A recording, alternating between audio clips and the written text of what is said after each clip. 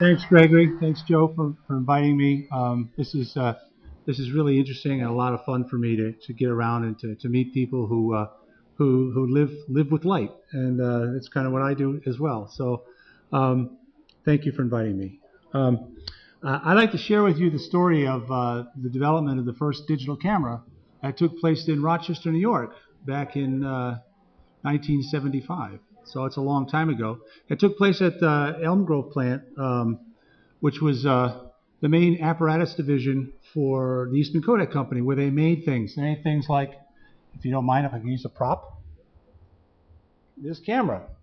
A lot of any of the photographic apparatus, cameras, projectors, film equipment was made at this facility. It was quite large, and I had a chance coming right out of my college, RPI, to go work there in an applied research laboratory called the Apparatus Division Research Laboratory.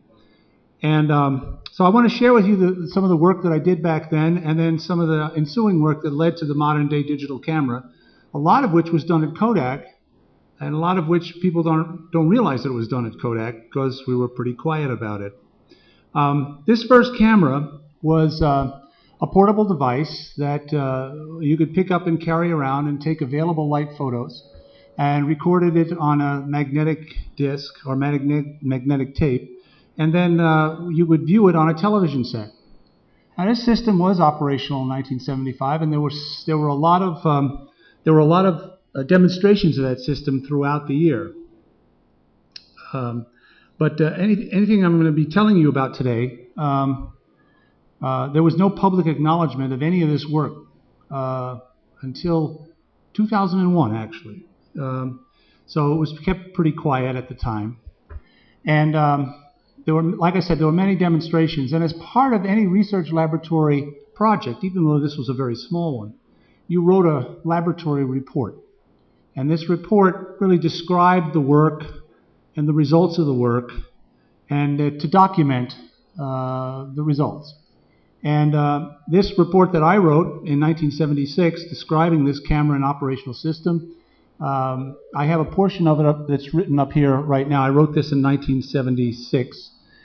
And I'd like to say that maybe if half the people in this room read this, we'll double the number that have done so in the last 30 years. Because not many people really read technical reports. This was my attempt to try to describe where I thought this system might go. I didn't know a lot of stuff here, but I thought if we might take a new approach to photography, some of the benefits that I list up here might turn out to be true.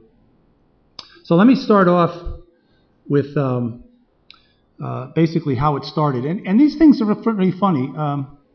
They don't start off with big studies and everything. This started off with maybe a 30-second conversation between my supervisor. His name was Gareth Lloyd. He was in charge of the electronics group in this research laboratory.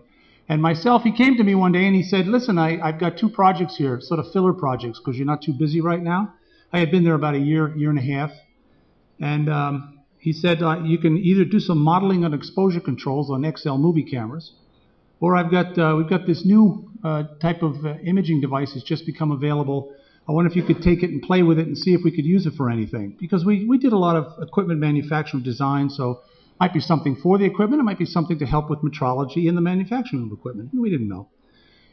So I immediately jumped at the CCD because I had done some work when I was at RPI in my master's thesis about silicon-controlled rectifiers and how they might be controlled by light.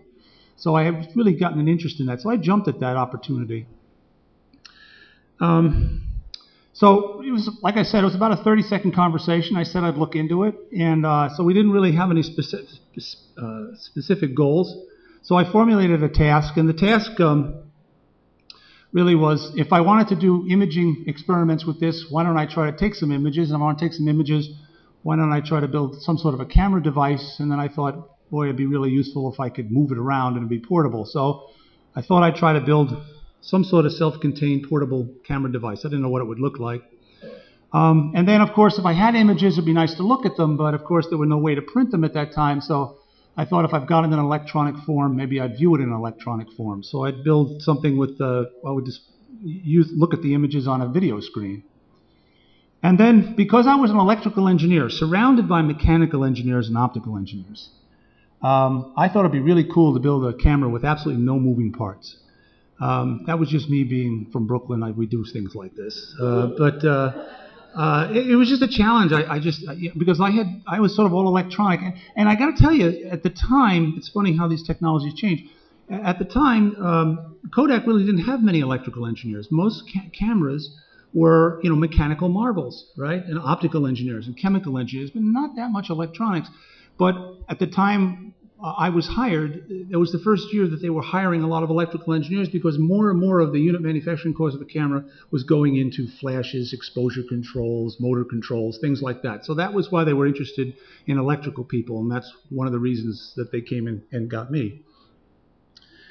Now let me tell you a little bit about this CCD I talked about. That, of course, was invented by Boyle and Smith, as you know, in 1969 in Bell Labs, in their attempt to try to see how they could come up with an electrostatic version of magnetic bubbles, as I understand it. And the first devices that were really commercially available came out in the early 70s, and the first two-dimensional device that I was aware of was this device by Fairchild. And it was an area array, about 3 by 4 millimeters in active area. It was a 100 by 100 matrix, so it had 10,000 pixels as such. It was an interline transfer architecture, which meant that you got those 10,000 pixels by two sort of interlaced fields as you read them out. You read out field 1, then read out field 2, and then you had basically 100 lines of 100 pixels each. The active area, as I said there, was pretty small.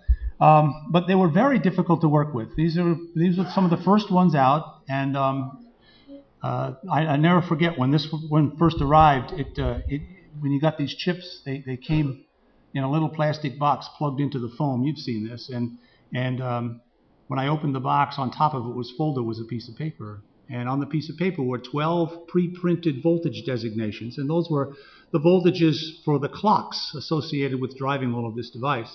And then next to each one, handwritten in pencil, was the actual voltage that this particular device worked at when it left the production line.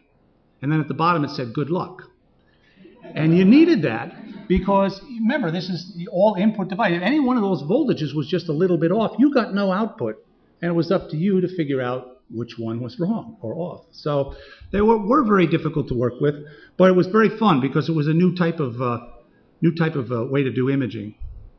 Now, the approach that I decided to take was an all-digital implementation. And I'll tell you, a lot of people say to me, boy, that was thinking way ahead. I got to tell you, honestly, I didn't think that digital was going to take over the world or anything. I had digital experience, and you sort of go to what you know.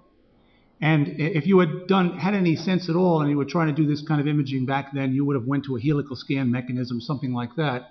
And that required a lot of mechanical complexity, and I simply didn't know how to do that. I didn't have the budget for it either, but I couldn't have done it even then. So I thought if I could freeze time, which is basically what digital does, is it freezes a time-varying signal. If I could do that, then I could handle it. I could deal with it without any moving parts at all. So that's really why I took a digital approach, as impractical as it was at the time. So I wanted to try to come up with a camera, and that's what I called it, a camera, with a removable image storage medium. And, the reason I did that is I wanted to sort of be like a film camera. We always go to what you're used to try something new. So you put it in the context of what you're used to. So this was going to be a camera to capture device where the images were captured on a removable medium. And then, of course, I had to electronically capture this, and I had to view it. There was no way to print it at all. I didn't have a budget to develop anything like that. So I thought if I could do that, I would basically go and develop some sort of a playback system that would use the only electronic display medium that I had, which is a television set. So this was a playback device that would drive a television set. And then the thing I want to mention here is I was surrounded by some of the smartest people in the world about imaging. In the Eastman Kodak research environment, both in the corporate labs and in the applied labs where I worked, any expert in any form of imaging was only a 5-digit extension away. If I needed any information about optics or electronics or chemistry or mechanics or anything like that, these people were great. I had some very strange questions back then, and they were more than happy to answer these questions and help me with this. So I had a home field advantage like nobody's business, I think, here.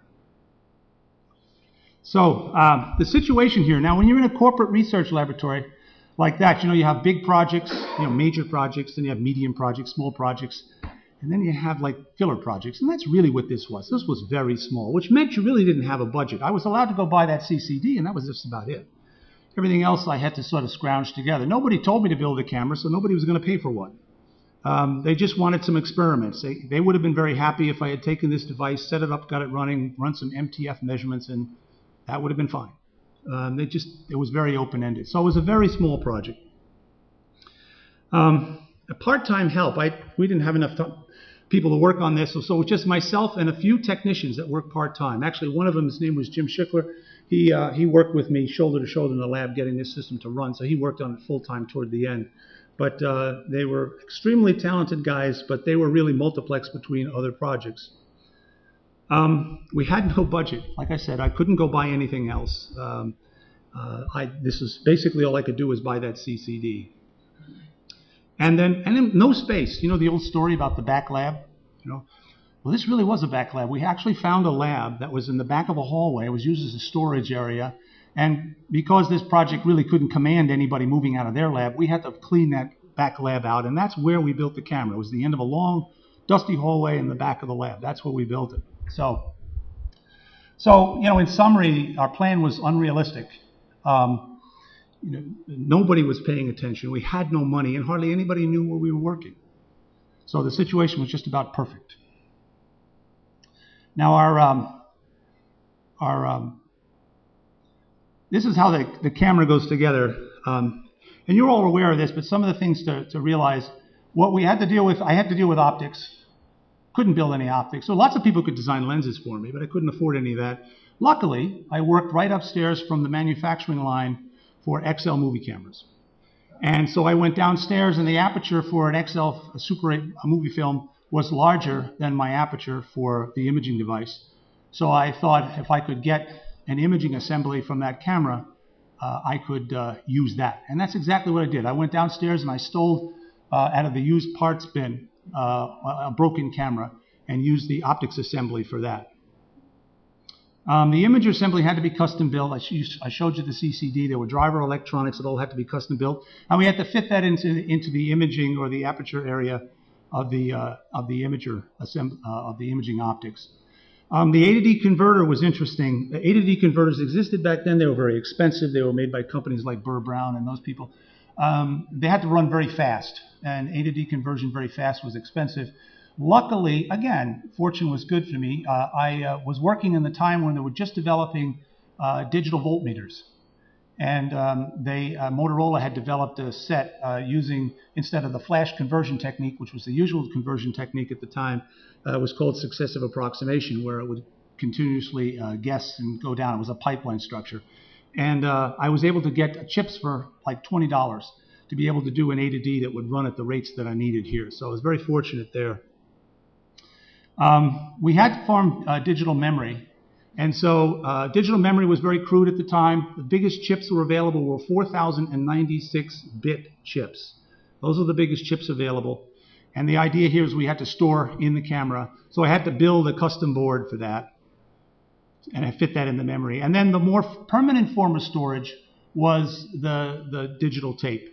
And what I did there was I was able to find a digital data recorder that was used for well logging, actually. I found it in the back of a magazine.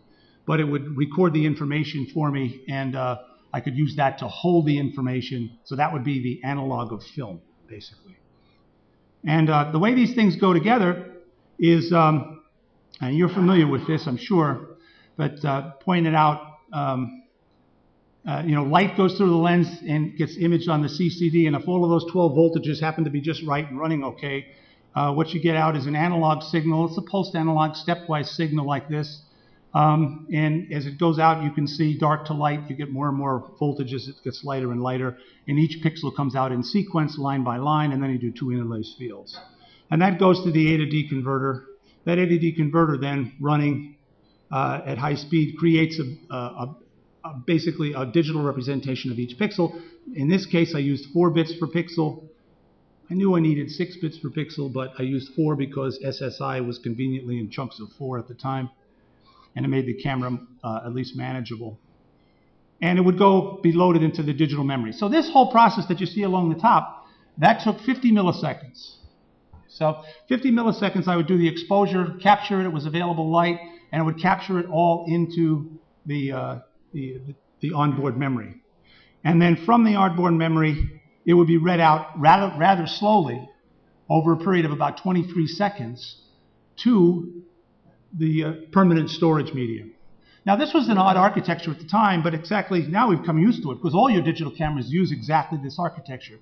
And it isn't because it's a great invention, it's simply because it's the way the physics are. See, film is a great technology. Nobody, if you ever try to displace the technology, when you're trying to displace technology, you will be the most ardent admirer of the existing technology because it is really good. Film was a great transducer, storage device, and imaging device. Like you could take a picture, store it there in a latent image, develop it, and then use it to project, and it was just amazing. One piece of film, a few cents. There was no element in the digital chain that would ever replace all of that, but by decomposition we were able to. And you can see all the different elements here where the transducing was done by the CCD, then converting it into something useful to the AD, and then storing it temporarily there. That was all done by a piece of film before, and then I had to have 2 forms of storage because film could store for years, whereas the CCD can only store for milliseconds if you want to maintain any signal to noise. So that's sort of the architecture, and you can see that was the architecture that is even today used in digital cameras. When you first got your digital camera, you might remember you took a picture and then the light would blink at you, and then you could take another one. Well, that was what was going on, reading from that fast memory to that slow memory. So after about a year, this is what resulted. Now, you know the old expression, beauty is in the eye of the beholder. Well, that looked beautiful to me. This device, it was heavy. I mean, it weighed about 8 pounds or so, about the size of a toaster. It was powered by a lot of AA batteries. There's the digital storage cassette on the side of it. Had a picture capacity of 30. A lot of people ask me why 30. And this was one of those things, when you're doing an innovation like this, you have to think through how you're getting the idea across. I could have put hundreds of images on that tape. I mean, the bit density on this was nothing. I was like 400 or 500 bits per inch, 2.2 kilobits per second recording time. I could have made it 10 times that. But that would have made the concept all the more alien, because there were no personal computers at the time, so how could you deal with image storage device? Nobody knew what that was. So the more new things you throw at somebody, the more distant it seems. So I set it for 30, a number between 24 and 36, because that was the film number size. It got across the concept, although I knew at the time I could store a lot more. And then the optics, of course, came from the XL55 movie camera that I mentioned before, and then the design itself was foldable, because you see, there was only built, this was it. There was no test bed, and then we could just rebuild it and then rebuild it, repackage it. When it was built, first time it was built in this device. So this is how I remember the device. The whole device would unfold. And you can see here that the top portion, that blue box that you saw before, folded back, and all the electronics for the imaging head was up there. And then it came down to these boards that folded out. Those are my digital boards. We used a wire wrap, which was a temporary way to do it, because everything had to be temporary, because everything was changing. And then on the bottom was the batteries, and then the power supply boards, and the memory boards were underneath it. So it would all unfold. And this is how I remember it, because this is how it spent 99% of its time, because it was broken a lot. We had to change it a lot.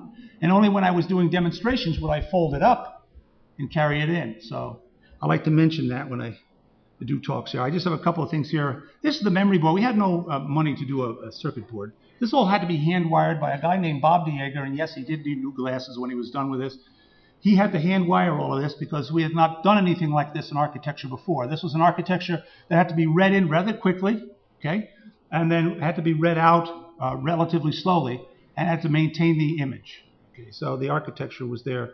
And then I just took a picture of the circuit board, the power supply circuit board, just to give you an idea of how things were on top of things. You probably can't see it here, but there's this board is on top of another board, on top of another board. It was always, as we built it and refined it, it just kept building, you know. So it was a real hand-wired thing. So the camera itself is there. The camera still exists. It exists in its original state. It is at the Eastman Kodak Company right now. A lot of museums want to get their hands on it. I think Kodak is going to give it to the George Eastman House, the International Museum of Photography, and represents a significant historical milestone for Eastman Kodak as the development of the first digital camera. But that's only half the story. Everybody talks about the camera, but half the effort here was actually getting to look at this image. So we had to build a playback system. And this was in 1975. We were struggling with how we're going to get this. We had to take this digital information, this digital matrix of pixels, and display it on a television screen. And so personal computers really weren't out yet in any established way.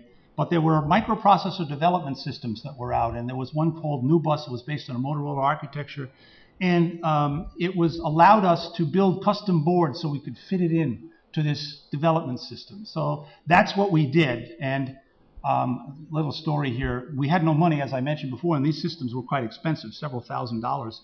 So Jim and I wrote an excuse about we had to do research into microprocessors because they were coming along, they were being used for everything, and indeed that was true. So we wrote this really flowery explanation of all the things you could do with this thing. And they bought it. They allowed us to buy it. We got it in, and it disappeared in our lab for the next 2 years working on just this. So anybody who tells you that creative writing is important for engineers, tell them that story.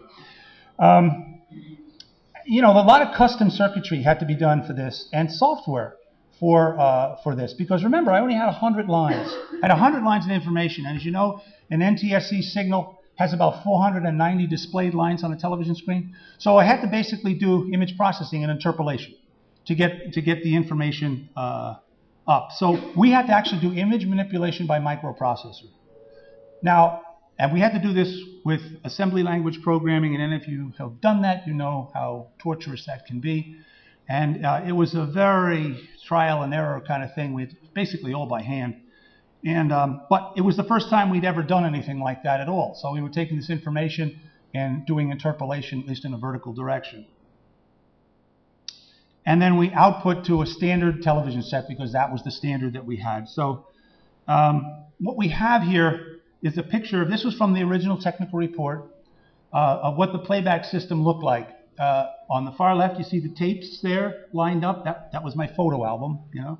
And then here was the tape drive, similar to the one that was in the camera, but it was much bigger. And we ran over all of the ribbon cables, and we built custom boards in there to be able to download this information, then have a microprocessor go in, do the interpolation, have a full NTSC frame in there, and then to quickly read that out and insert all of the timing and NTSC required signals to create a standard NTSC signal, and then we would go over to a standard television set. So that's what our playback system looked like. Now, another picture from the technical report. When you're in Kodak, you just don't take a picture or an imaging system and just say, here it is. You have to take a standard test image. So I went to one of the image scientists in the research lab, and he gave me the standard black and white test image that we use for black and white imaging systems. It's called the boy dog. It was one of our favorites. And he said, you have to use this and evaluate it on this image. So what I did was, I took the boy dog transparency, put it on a piece of plexiglass, backlit it with some fluorescent lights, and then I had to hire a photographer because I was not allowed to take pictures inside of Eastman Kodak Company. It was one of those strange rules that really shouldn't apply here, but it did. So I had to hire a photographer to come up, and what I did was I took that backlit image, I took a picture of it with our camera, loaded it to the display unit, then I had it display on the TV set, moved the TV set right next to the original, then I had the Kodak certified photographer with a film camera come up and take a picture. And this represents the only image I have of how the system performed. This was also from the technical report. And I want to show you here a blow-up of what that image is, because it demonstrates a couple of things. And when we talk about how people reacted to this system, I want you to see what they saw. What they typically did was they'd walk right up to the TV set and look at it, see what. And here's what they saw. They saw every single artifact you could possibly imagine that early digital imaging systems had. Okay, you had contouring, that is inadequate bit depth. You can see it here, maybe, where you see the jumps as you go there. We only had 4 bits, okay, and I tried to do a gamma correction curve, but 4 bits is 4 bits. This dog has whiskers. You don't see any whiskers there. Lack of resolution, that's pretty obvious from the size of the array itself. There was a lot of dropouts and noise. You can see these dots around there, arbitrarily spaced, the white dots, photo response non-uniformity, dead cells. This was some of the best ones they could produce at the time, but they were they weren't perfect. So this had all of these artifacts in it, and this is how when people reacted to it, we got a lot of questions about this, because as you'll see when I talk about the reaction is people were thinking about how is this going to unfold, where is this going to go? And the first thing you start looking at whenever you see a new development is the fact that it's not perfect, right? So that's what they looked at. Just a brief issue about the timing. It was in 1974 I had the conversation with Gareth. We just took our first image and displayed it in December of 1975. I like to tell the story of that very first image. It's kind of, you might not realize this, but when we were working with this, we worked over a year on this in this back lab, but we never saw an image that whole time. We only saw oscilloscope traces and digital voltage measurements. So we would piece our way through the system, looking at bits, looking at traces on scopes to see if things would work. We never actually saw any images because we had no way to do it.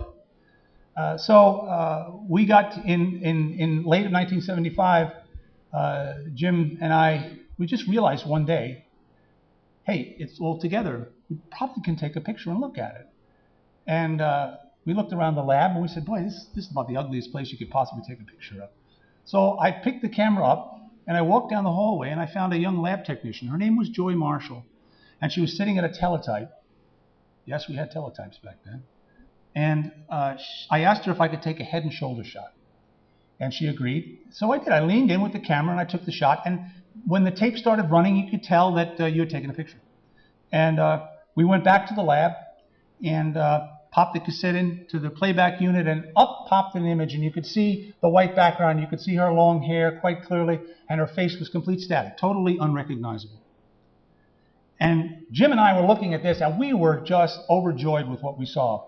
I mean, I remember saying so much was working. This was fantastic. And he said the same thing. This is unbelievable, because we both knew there were 1,000 reasons why you might not see anything. Okay, right? But we were really happy with this. But Joy had followed us into the lab, was standing in the hallway, and she was less impressed with the image. I'll never forget, she looked at us, she said, needs work, turned around and walked right out of there. And what I had done is, when I had designed the playback system, I had reversed the order of the bits. So if you had all ones or all zeros, that is all dark or light, it was okay, but anything in between was sort of flipped. And it was just a mistake in my brain. I had forgotten. I thought I was coming in one order, and when I designed it, I did it the other way. It took us about an hour to figure that out, and then popped the image. It was quite recognizable. And that was the first digital image, so Joy was the first person to have a digital snapshot taken of her, I think. Technical report was published in 1977. That's what those images came from. Filed the first patent in 77, and that was issued in the end of 1978, the first patent for a digital camera. And then began the internal demonstrations. This is where the fun started. Because I was now to show this, the object was now to get this information out. What is this thing and how does it work? And so let me tell you how that worked. First of all, never talked about this outside the company. Wasn't even allowed to talk about it so much inside the company, because that was standard research. It wasn't because this thing was that terribly interesting to people. It was just because that was standard. So what would you do was you showed it to your boss. In fact, my boss, Gareth Lloyd, I like to tell this story. I went to him in his office when we took our first image, and I said, hey, the camera's working. And he was about the only guy I actually talked to about this thing for the whole year because it was, nobody, not of interest. And he said, "Oh, fantastic. We'll bring some people in and show it to them in the lab." And I said, "No, it's portable. You can carry it around." He says, "Oh, great." He says, let's set up some demonstrations, right? So what happens is, well, you know how this works. You show it to your boss, and when he gets comfortable with it, then he invites his boss, right? And his boss brings his friends, and then when they get comfortable with it, they invite their boss, So there was a whole series of meetings that went on like this. But the meetings were pretty much the same. They were all in a conference room. It's a windowless conference room. There's a long table down the center, maybe fits 15 people. And what we would do is Jim would take the playback system that you saw there, put it on a cart, and we moved it to the back of the room. And then when people were seated in the room, I would fold the camera up, walk down the hallway, and I would walk in, and I would take a picture, a head and shoulder shot of the first person sitting on the right side in the front of the room, just arbitrarily. And then while the tape was spinning, I would describe what this is, because I really didn't know. And that was to cleverly hide those 23 seconds I needed in order to take that second picture. And then when it was done, I would take a picture of the second person sitting on the left. I put the camera down in the middle, pop the tape out, hand it to Jim, and then up pop the image. Okay? And so that's really how the demonstration went. Now, I must tell you, I had a whole planned kind of description and everything else like that. I never once, and I must have shown this 15 times, I never once got through the whole presentation because people had lots of questions. So the reaction, I would say there was, I call it curiosity and caution. This caused quite a bit of conversation. First of all, that sequence of events would go higher and higher and higher in management. We got pretty high in management, the head of all of the equipment design and manufacturing in Kodak, which was a pretty high guy. But we never went to the corporate officers. And there's a reason for that. Actually, they had heard about it.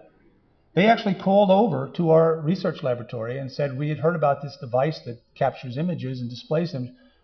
Should we come over and look at it?" And they said no. And I heard this secondhand. They came and told me this. And I thought, well, that's strange. Why wouldn't you want to show this? I'm a young engineer. I'd love to actually meet the CEO of the company. That'd be kind of fun, right? And they said no. They told the company it wasn't ready for prime time. This is a lot of stuff. And when you think back, looking back on it, think about it, right? I mean, there were so many questions that were unanswered here, right? I mean, we were taking pictures in a conference room in Eastman Kodak Company without film and displaying them without printing. We were doing it in 1976, okay? Probably not a good way to be invited to the Christmas party of the corporate officers because it didn't use any of the infrastructure that we had, So there was so many questions they didn't know how to answer. And I didn't know how to answer either. I mean, so they were uncomfortable with that. So it only got up so high in the demonstrations of the company. But I would say generally what they said is it was pretty too far out there for too serious a consideration. And it wasn't just because it was the technology was there. It had to do with the fact that there were no photo finishers. This entire imaging chain business model didn't use any of the stuff that we had been developing and using for over 100 years. And so it was really disruptive to the point of it was like an explosion. We didn't know where the pieces were going to go. So they didn't really take it too seriously because it was so far out there. But they did have some firm opinions. They were sure that people would never want to look at their pictures on a television set. They were absolutely sure of that. And I remember arguing that point with them, not because I knew I was right, but because I knew we had a film slide business and people would sit and look at slides. And I could image a slide on a turned-off television set and put it on there. I mean, it didn't seem impossible to me, but they were sure that no one would want that. Everyone would always want prints all the time. I understand that because that was part of the business model, but I wasn't sure that people really told them that. And then a lot of questions. How are you going to store images? Remember those tapes I had lined up? Well, I didn't have any personal computer or anything, so how are you going to store these things? What's an electronic photo album going to look like? Right? And then image quality. When are you going to get image quality up to something useful? Because remember that image I showed you, people would always, after we took that demonstration, they'd always get up and walk right up to the television set and look at it really closely. So you had a horrible image at way closer than normal viewing distance. right? And they would look at things and they would ask all kinds of, what's this defect? What's that? Why is that there? What's that? And it was always defects. And so consequently, it wasn't even close to image quality or film quality. So I want to share with you, first of all, the digital part of this is something that people don't realize. If you have an idea, there's the idea itself. And then there's the technology you use to display the idea or to advance the idea. Don't confuse the two. I use digital here. Digital was probably ahead of its time, and it did not help me.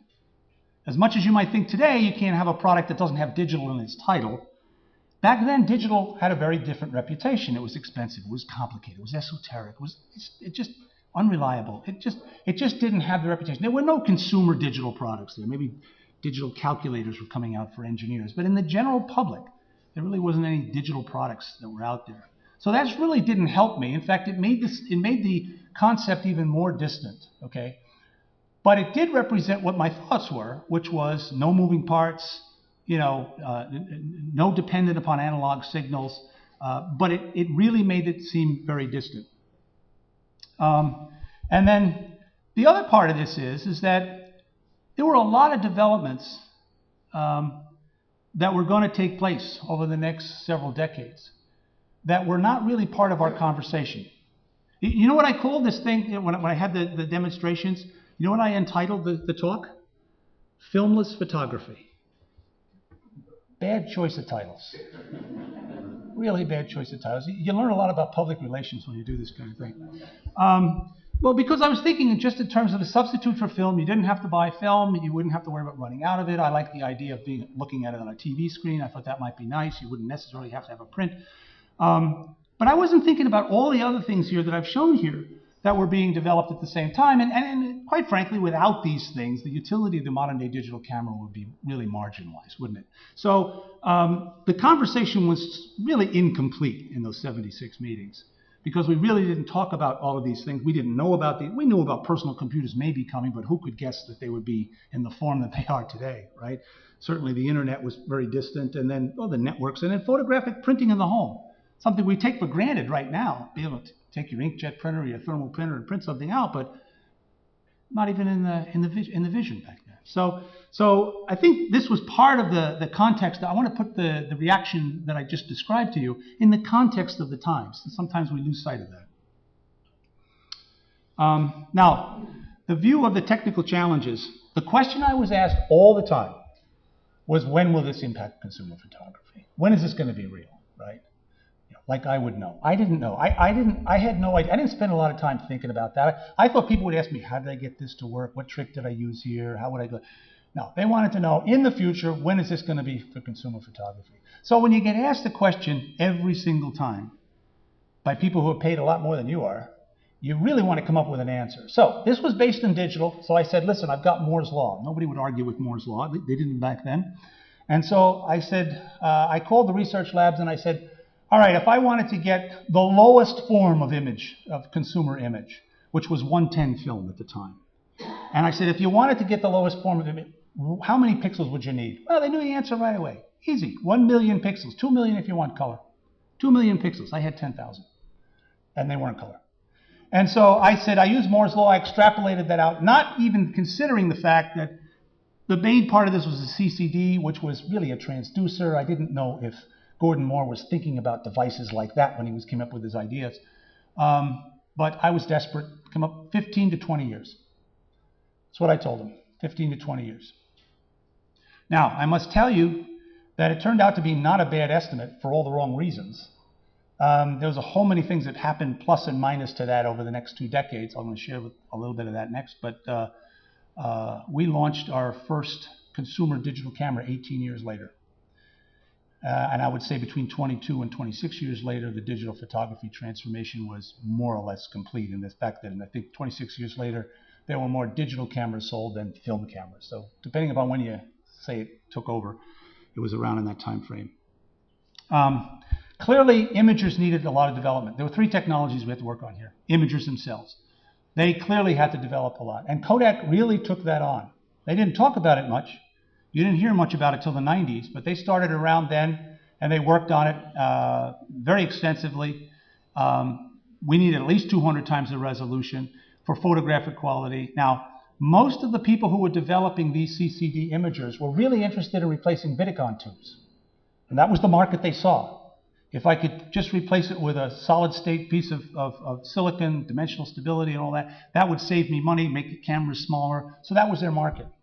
And Kodak knew quite early that if this was ever going to happen and take place, it was not going to center around the television set or the Vidicon tube. It was going to center around the emerging computer world, because the standards imposed by television sets were restrictive when it came to photographic quality.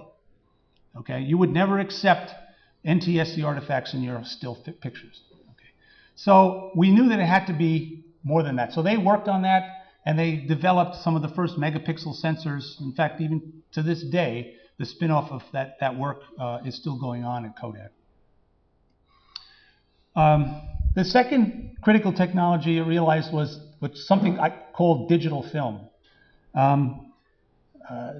That is, what form of storage can store digital information as reliably as imaging information is stored on film. Remember, if you have a displacement technology and you want to displace an existing technology, your new idea has to meet all of the criteria and specifications of the existing technology and then exceed it in at least one. People are not going to accept, at least in the broad market, will not accept deficiencies in areas they've already had some good performance in. They'll take it if it's got something new. You're not going to lose anything there. So you have to be able to do what they do. And you couldn't accept any kind of reliability hit or failure rate with respect to digital storage. Remember, I said back then digital was pretty esoteric and unreliable. It was. And so you had to come up with some way to do that. In fact, I spent the next few years looking at this particular problem, working with EA ROMs, the precursor to these flash that you have today, because I thought that was one of the more critical problems to work on. And then digital circuitry as well itself. That was something that Kodak really couldn't do anything about. You know, Kodak, like most people that are significant in their field, really sort of control the whole flow of things. They have their hands in everything because that's how they maintain the quality and all that kind of thing. But we didn't have any control over digital technology. The development of microprocessors and memory and stuff like that. We couldn't do anything there. We had no business there. So the critical technology this was going to rest on was going to come from somebody else, which was a scary thought. But clearly that was going to happen. So we started watching that, and Kodak had increased their digital design techniques significantly over the next few years. All right, so what happened next? I want to share with you some things that, this is a real abbreviated summary. Around the time I was doing work, the question of color, of course, was always important. And Bryce Beyer was a researcher in the research labs, the corporate research labs, that was working on this problem. And he had solved the problem. It was called the BioRay. If you own a digital camera today, I don't care whose make it is, it has a BioRay in it. It was developed by Bryce in this time frame, and that's the patent. And it was a way to how you were going to capture information in a two-dimensional mosaic of basically black and white sensors, and then turn it into a color signal. So how do you trick the eye? If you read this patent, by the way, it was fascinating, image scientists out there. You read this patent, it's not about digital camera, it's about imaging. It's about how your eye sees and how you can fool the eye and how the eye is sensitive at different sizes. And I just found it fascinating. I met with Bryce a couple of times because I couldn't handle color. I have no idea. I had no practical implementation to do experiments with, and I didn't know how it was going to take place. But fortunately, he did, and it's one of the seminal patents in the digital camera world. Then still video floppy started in the 1980s. And anybody remember still video floppy? Anybody have any of those cameras? They were great, right? I loved still video floppy, and I loved it for two reasons. This was introduced by Sony. It was called Mavica at the time, and it was a small disc. I have a picture of it there, and it was 2 inches, and it would rotate at 60 hertz. And what it would do is basically take the output of a CCD, convert it into an analog signal, and then convert one field, or you could take record a full frame or one single field. So it would rotate, and it would do real-time recording of an analog signal. A lot like a VCR.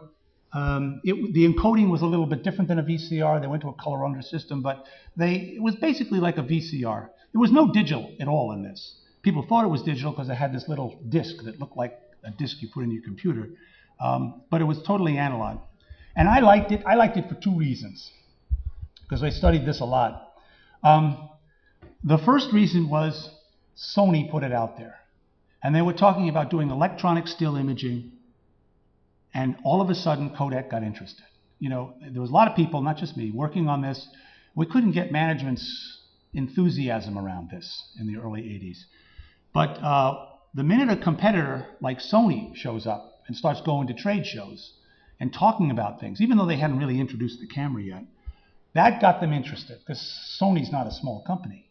And so that got them interested, and then we started getting more money to do work on this. So it's almost like I wish we had paid Sony to do this, because this is a way for us to get going. So that was the first reason. The second reason was I knew it would never work. Because if you take an NTSC signal, and even though they played around with it a little bit, you would never accept the image quality that came off of this thing as compared to a print. Remember what I said about the existing technology and displacing it? Well, you can't say, hi, you can look at it immediately, look at it on your television set, oh, by the way, it's not as good image quality. People are not buying that, not in the broad market. So I knew it wouldn't work. We looked at this very carefully. I did a lot of analysis and spectrum analysis and saw where there were gaping holes in the imaging spectrum. So I liked it for that reason as well. But we finally started getting going in the early 80s. And then Kodak introduced, and I was telling Joe before, we introduced it at a show as a result of trying to just thwart Sony. Sony was getting a lot of traction with their work in electronic imaging. And so Kodak then, our researchers had developed this, but we never told anybody about it because there was always this conflict between film and digital. But we showed it at a 1986 show, a 1.3 megapixel sensor with color filter array on it. Nobody had built anything quite like this before.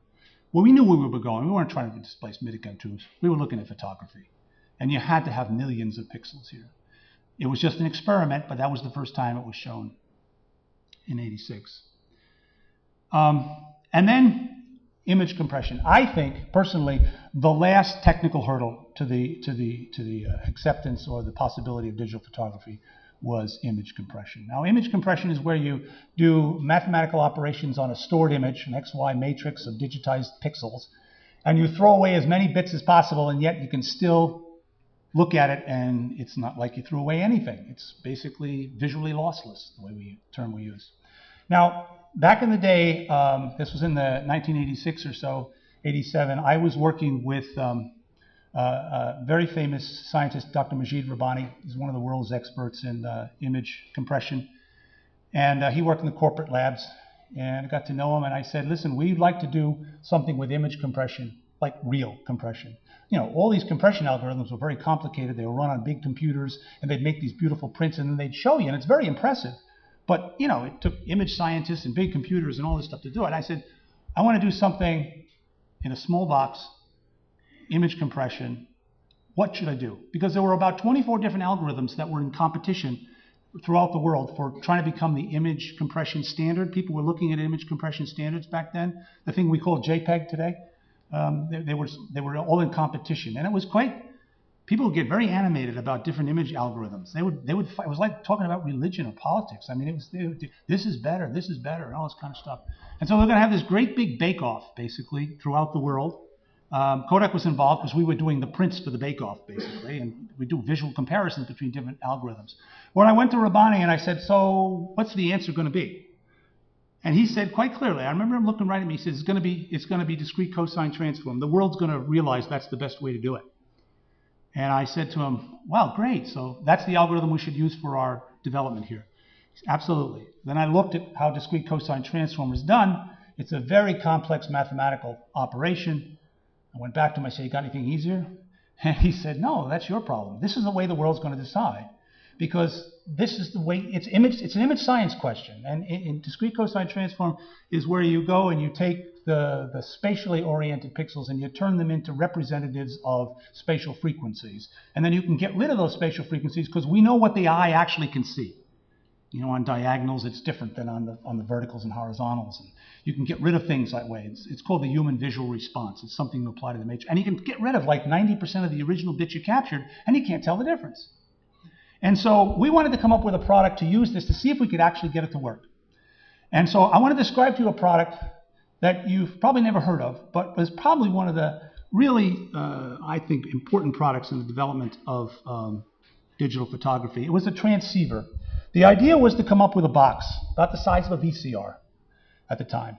And what it was going to do, it was going to basically capture an image, put it into a frame store, and then it was going to do this magic image compression on it, and then send it over a standard telephone line, and I'll be able to transmit basically an NTSC quality image in under a minute, still image, okay, over conventional telephone lines using a 9600-bit baud modem. That's a 9600 comes through. That was the idea. It was part of the electronic imaging product family that we were developing at the time. It was the only all digital product we had. We were building still video floppy like everybody else and playing with that. But this product was all digital, was all focused on this.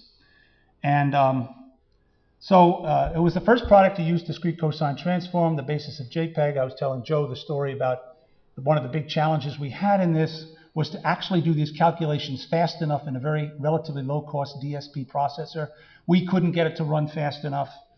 I learned enough about image compression, and I told the people at Texas Instruments, the people who made the DSP chip that we were using, I said, listen, I'd like to come down and tell you about image compression because we're using your chip for that. And they had never seen their chip used for that, and they were very interested in that.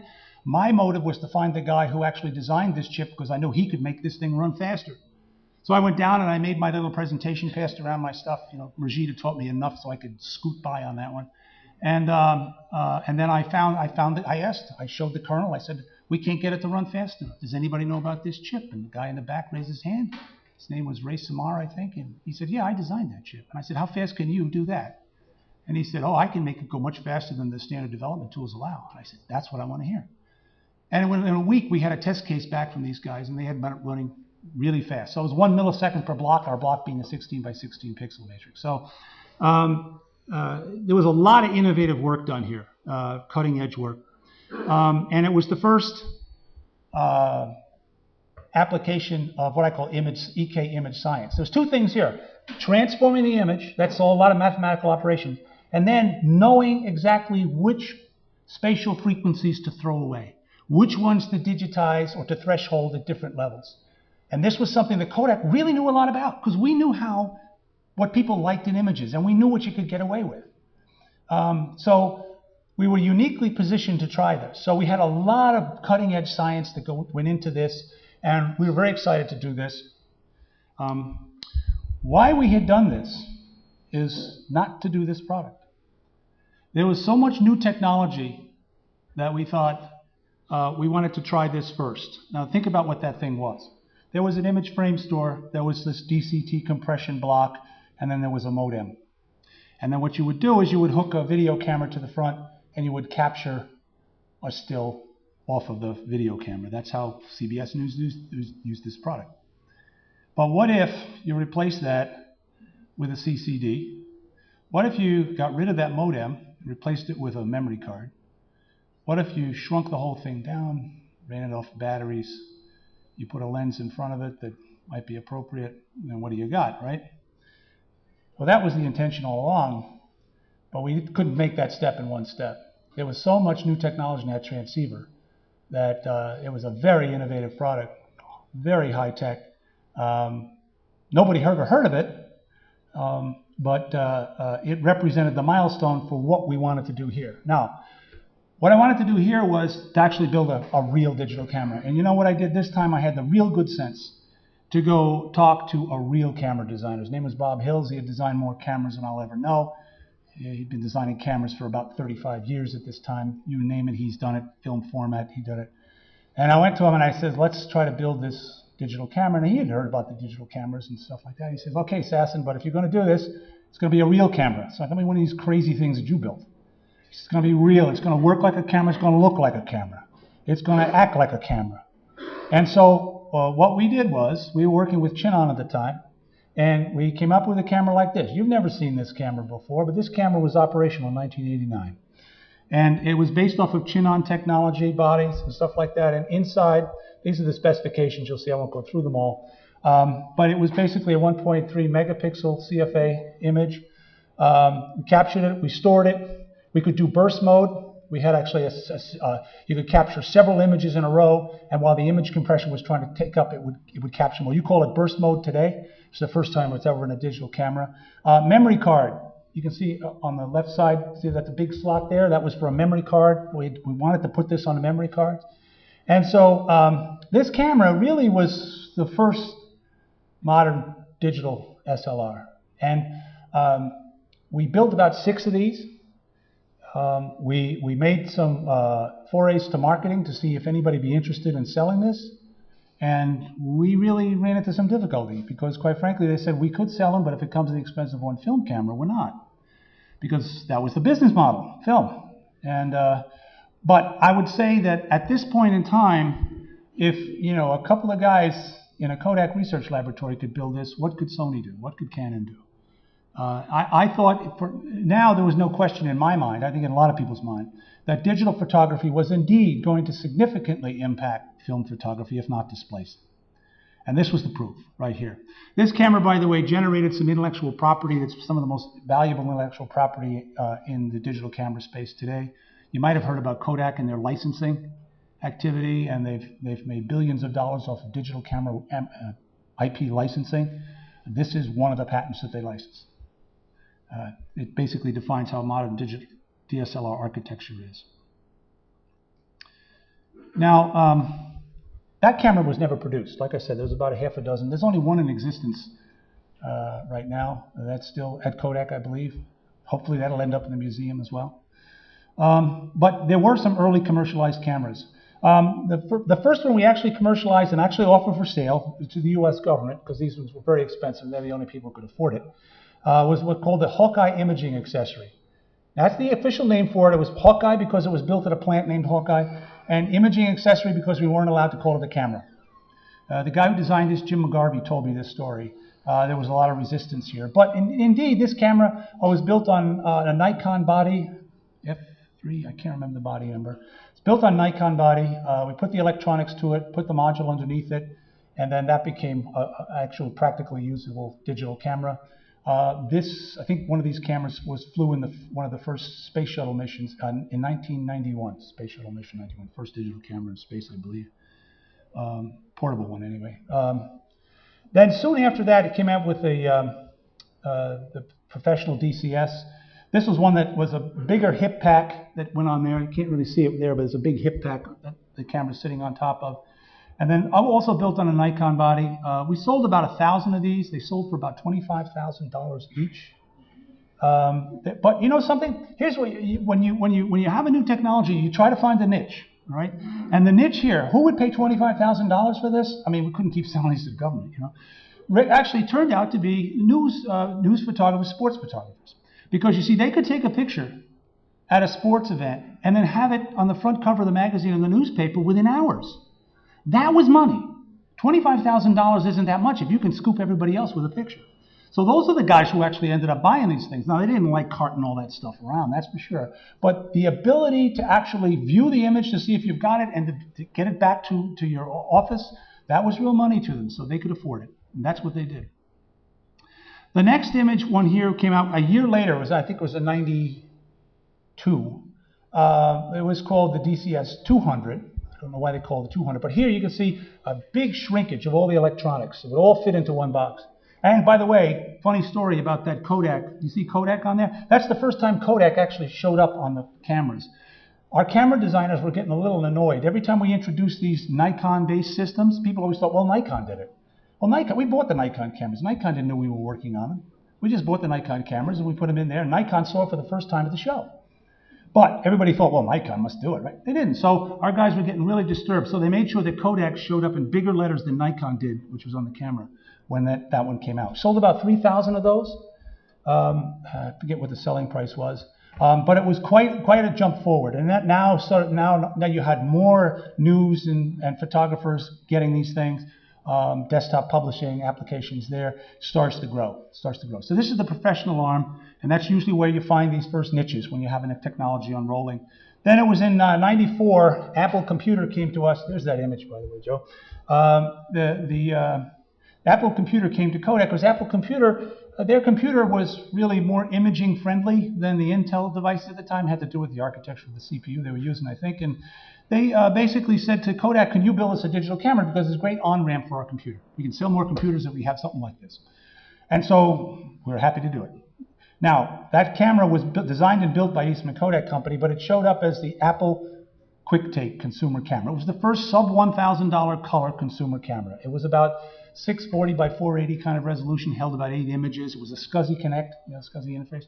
So a little crude, but it was our first attempt. And our first attempt went through Apple channels because Kodak didn't have any channels. We didn't have anybody, there was this conflict going on. How can we sell film and then sell this? And so there was this battle that took place. And so that's the camera. First went out through Apple channels. And I told Joe the story about this. You'll notice it looks like a binocular.